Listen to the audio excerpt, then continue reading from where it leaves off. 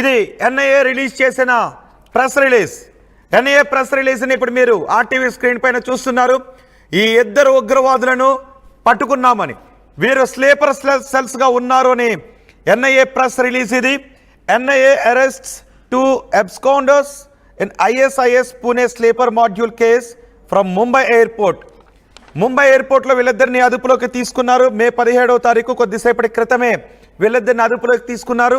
NIA release చేసిన press నోట్ని మనం చూడొచ్చు. The national investigation agency NIA has arrested 2 absconders identified as members of a sleeper modules of the banned ISIS terror organization in a 2023 case related to fabrication and testing of IEDs in Pune, Maharashtra.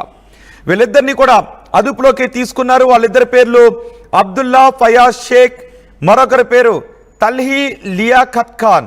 వీళ్ళిద్దరిని అదుపులోకి తీసుకున్నామని NIA release చేసిన press రిలీజ్ను కూడా మీరు RTV screen పైన చూస్తున్నారు.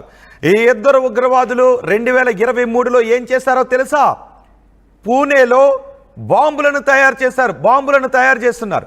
వీళ్ళిద్దరితో పాటు ఇంకెంతమంది ఆ రోజు బాంబుల తయారీలో ఉన్నారో గుర్తుందా? మరో 8 మంది. అంటే వీళ్ళిద్దరూ మరో 8 మంది, మొత్తం 10 మంది 2023లో మన పూణేలో బాంబులను తయారు చేస్తూ ఉన్నారు. ఐఈడి బాంబులను తయారు చేస్తూ ఉన్నారు. అంటే భారతదేశంలో మారణ హోమాన్ని సృష్టించడానికి వీళ్ళు బాంబులను తయారు చేస్తూ ఉన్న సమయంలో మన ఎన్ఐఏ అధికారులు దాడులు చేసి 8 మందిని పట్టుకున్నారు. ఆ బాంబులన్నీ కూడా స్వాధీనం చేసుకున్నారు. ఆ సమయంలో ఇప్పుడు మీరు ఆర్టీవీ స్క్రీన్ పైన చూస్తున్న వీళ్ళిద్దరూ తప్పించుకుని పారిపోయారు.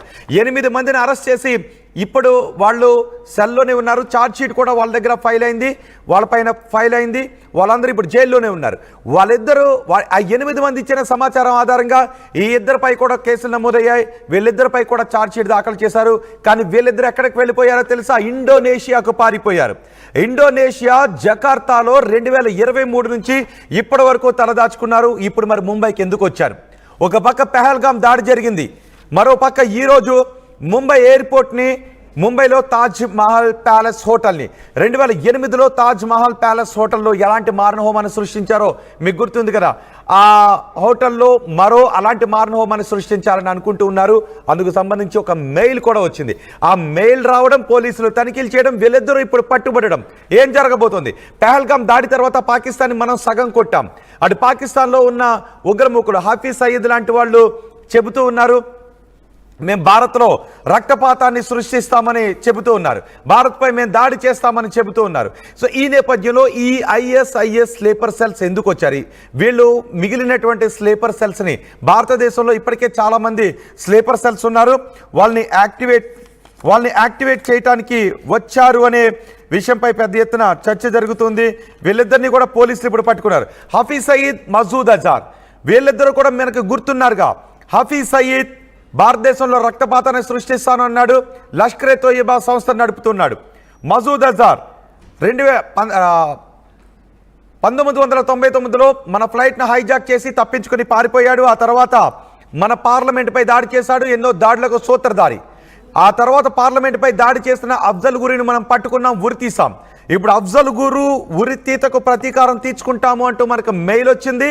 అదే సమయంలో భారత్లో బాంబులు తయారు చేస్తూ ఇండోనేషియాకు పారిపోయిన ఈ ఇద్దరు ఉగ్రవాదులను ముంబైలో పట్టుకున్నారు. సో ఇవన్నీ కూడా ఇప్పుడు లింక్ చేసుకుంటూ ఉంటే భారతదేశం పైకి పాకిస్తాన్ ఏదో దాడికి ప్లాన్ చేసింది అనే విషయం మనకు అర్థమవుతుంది. ఎన్ఐఏ రిలీజ్ చేసిన లెటర్ని కూడా మీరు ఆర్టీవీ స్క్రీన్ పైన చూస్తున్నారు. మా ప్రతినిధి మధు ఉన్నారు పూర్తి సమాచారం అందించడానికి. మధు, ఏం జరగబోతోంది? ఇప్పటికే పెహల్గామ్ దాడి తర్వాత మనని ఏమీ చేయలేని పాకిస్తాన్ కొంతమంది ఉగ్రవాదులను, స్లీపర్ సెల్స్ను యాక్టివేట్ చేస్తోంది అనే విషయంపై కూడా మనకి పక్కా సమాచారం ఉంది. కొన్ని టెర్రర్ అటాక్స్కి పాల్పడే అవకాశం ఉంది అని అనుమానాలు వ్యక్తం చేస్తున్నాం. టెర్రరిస్టులను పట్టుకుంటున్నాం, కాశ్మీర్లో కూంబింగ్ చేసి టెర్రరిస్టులను పట్టుకుంటూ ఉన్నాం. ఇటు దేశంలో టెర్రరిస్టు మూలాలు ఎక్కడెక్కడ ఉన్నాయో వాటన్నిటిపైన ఎన్ఐఏ అధికారులు విచారణ జరుపుతున్నారు, దాడులు చేస్తున్నారు. ఇప్పుడు ముంబై ఎయిర్పోర్ట్లో 2 ఉగ్రవాదులు పట్టుబడ్డారు. సో వీళ్ళిద్దరూ భారతదేశానికి ఎందుకు వచ్చినట్టుగా తెలుస్తూ ఉంది. వీళ్ళ లక్ష్యం ఏంటి? ఎగ్జాక్ట్లీ పహల్గామ్ ఉగ్ర అటాక్ తర్వాత కూడా మరికొన్ని అటాక్లకు ప్లాన్ చేశారు అనేటువంటిది గతంలోనే ఆర్మీ హెచ్చరిక జారీ చేసింది. ఆపరేషన్ సింధూర్ స్టార్ట్ కాక ముందే, అంటే వరుసగా ఇలాంటి సంఘటనలు చోటు చేసుకునేలా ఒకటి జమ్మూ అండ్ కాశ్మీర్ ప్రాంతంలోనే పలు ప్రాంతాల్లో ఇలాంటి ఘటనలు పహల్గామ్ తరహాలో, తర్వాత ఇంకా కొన్ని దేశంలో ఉన్నటువంటి సెన్సిటివ్ ప్రాంతాల్లో ఇలాంటి అటాక్స్ చేయాలి అనేటువంటి స్లీపర్ సెల్స్ యాక్టివ్ చేసి గతంలోనే ఆ నిఘా వర్గాలు గుర్తించాలి, వారి కుట్రని అలర్ట్ చేశాయి అన్ని రాష్ట్ర ప్రభుత్వాలను, కేంద్ర నిఘా వర్గాలను. తర్వాత ఇప్పుడు డైరెక్ట్ గా ముంబైలో ఇద్దరు ఉగ్రవాదులు పట్టుకోవడం అనేటువంటిది, అది కూడా ఐసిస్ కి సంబంధించినటువంటి వ్యక్తులు. ఐసిస్ అనేటువంటిది అత్యంత ప్రమాదకరమైనటువంటి, అత్యంత ఉగ్ర మూలాలు ఉన్నటువంటి ఐసిస్ ఉగ్రవాద సంస్థ. దాంట్లో అబ్దుల్ ఫయాజ్ షేక్, తల్హా ఖాన్ ఇద్దరు అరెస్ట్ కావడంతో కాస్త అలర్ట్ అవుతా ఉంది. సో ఆపరేషన్ సింధూర్ తో కోలుకోలేని దెబ్బతీసింది పాకిస్తాన్ ని భారత్. సో అది మనసులో రగిలిపోతా ఉంది. పాకిస్తాన్ కి దానికి ప్రతీకారం తీర్చుకోవాలనేటువంటి ఆలోచన చేస్తా ఉంది. మనం చూసాం నిన్న కూడా ఉగ్రవాద కుటుంబాలకు ఆర్థిక సహాయం చేసింది పాకిస్తాన్ ప్రభుత్వం. మళ్ళీ ఉగ్ర శిబిరాలను నిర్మించడానికి ప్రయత్నం చేస్తా ఉంది. అంటే మళ్ళీ ఉగ్రవాదులను పంపి ఏదో ఒక అలజడి సృష్టించాలి. ఇక్కడ భారత్ లో ఉన్నటువంటి వారి స్లీపర్ సెల్స్ ఎవరైతే ఉన్నారో వారిని మళ్ళీ యాక్టివేట్ చేయాలి అనేటువంటిది ఆలోచన చేస్తా ఉంది. సెన్సిటివ్ ప్రాంతాలు గతంలోనే మనం చూసాం, కేంద్ర ప్రభుత్వం హై అలర్ట్ జారీ చేసింది అన్ని రాష్ట్ర ప్రభుత్వాలకు. తర్వాత సిఐఎస్ఎఫ్ కి సంబంధించినటువంటి బలగాల చేతుల్లో ఉన్నాయి ఎయిర్పోర్ట్ కి సంబంధించినటువంటి మధు. అంటే ఇప్పుడు ఎయిర్పోర్ట్ కి ఆల్రెడీ బెదిరింపు లేక వచ్చింది.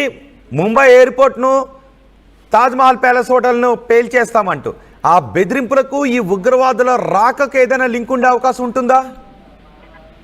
ఖచ్చితంగా గతంలోనే ఆల్రెడీ ఎయిర్పోర్ట్స్ కి బెదిరింపు కాల్స్ వస్తాయి, జాగ్రత్తగా ఉండాలనేటువంటి కేంద్రం అప్రమత్తం చేసింది. ఇది ప్రస్తుతం బాంబు బెదిరింపు రావడం ముంబైలో ఆ ఎయిర్పోర్ట్ కి, తర్వాత పోలీసులు అలర్ట్ అవుతున్న నేపథ్యంలో ఈ స్లీపర్ సెల్స్ పట్టుబడడం ఐసిస్ కి సంబంధించినటువంటి వాళ్ళతో ఖచ్చితంగా లింక్ ఉంటుంది. ఏదో ఒక అలజడి సృష్టించాలి, మళ్ళీ భారత్ లో మళ్ళీ తమ ఉనికిని చాటుకోవాలి అనేటువంటిది ఉగ్రవాద కార్యకలాపాలలో మునిగి ఉన్నటువంటి వాళ్ళు మళ్ళీ ప్రయత్నం చేస్తా ఉన్నారు. దీనికి పాస్ చేయటం ఖచ్చితంగా ఉంటుంది.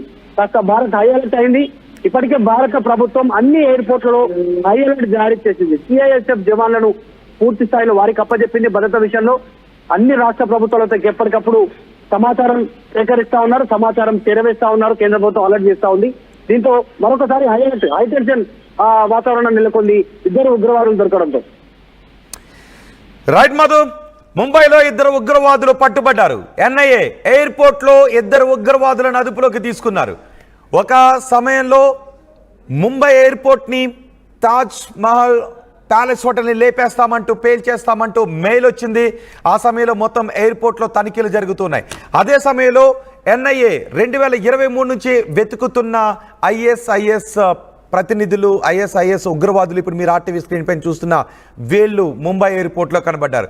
ఎన్ఐఏ వీళ్ళిద్దరిని అదుపులోకి తీసుకుంది. వీళ్ళిద్దరూ 2023లో బాంబులు తయారు చేస్తూ, పూణేలో బాంబులు తయారు చేస్తూ ఎన్ఐఏకు పట్టుబడటంతో మిగిలిన వాళ్ళు కూడా వీళ్ళ ప్రతినిధులు పట్టుబడటంతో వీళ్ళిద్దరూ ఇండోనేషియాకి పారిపోయారు.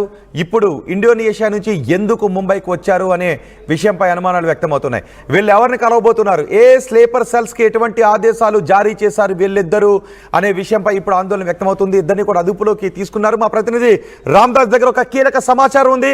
రామ్దాస్, వీళ్ళిద్దరిని అదుపులోకి తీసుకోవడంపై మీ దగ్గర ఉన్న కీలక సమాచారం ఏంటి? వీళ్ళిద్దరిని అదుపులోకి తీసుకునే ముందు అసలు ఈ ముంబై విమానాశ్రయం